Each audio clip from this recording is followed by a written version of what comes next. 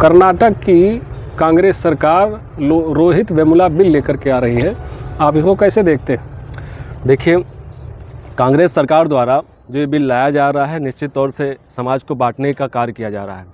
जातिगत बंटवारे की राजनीति में एक कड़ी जोड़ने का प्रयास किया जा रहा है। अगर एक तरफ 2024 में कांग्रेस की सरकार द्वारा जो रोहित वेमुला के सुसाइड का जो खात्मा रिपोर्ट पेश किया जाता है, उसमें बताया जाता है कि रोहित वेमुला एससी समुदाय से नहीं थे और उन्होंने जो सुसाइड किया है वो इसीलिए सुसाइड किया क्योंकि उनकी जो जाति थी वो उजागर हुई है।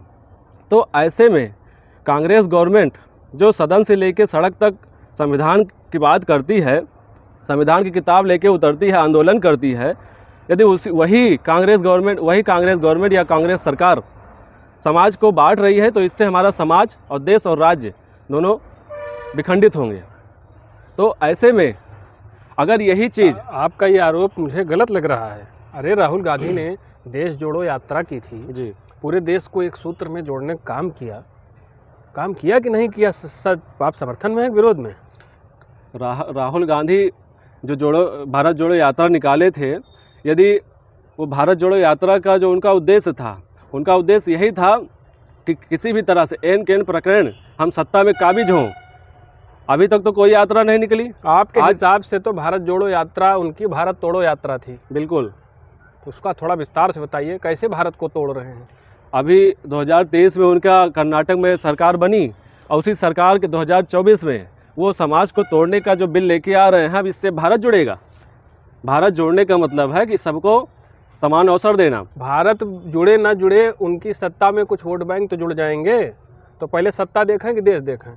उनके लिए पहले सत्ता ही है, फिर देश है। पहले तो वो सत्ता पे ही काबिज होना चाहते हैं, उसी के लिए अथक वो प्रयास कर रहे हैं और उस प्रयास में वो विफल हैं। जब आप सभी समुदाय को, हमारा देश किसी एक वर्ग का देश नहीं है, यहाँ पे विभिन्न प्रकार के जो है वर्ग हैं, समुदाय हैं, तो सबको समान अवसर मिले, सबको समान तरीके से देखा जाए।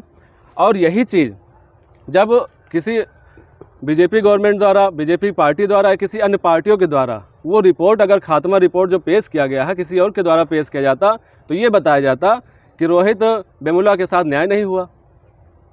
तो ऐसे में इस मुद्दे को दबाया गया और जब दबाया गया तो उस पर चर्चा भी बंद हो गई। तो पूर्ण रूप से देखा जाए तो 6% आबादी को प्रसन्न करने के लिए, खुश करने के लिए 94% आबादी को नुकसान पहुंचाया जा रहा है।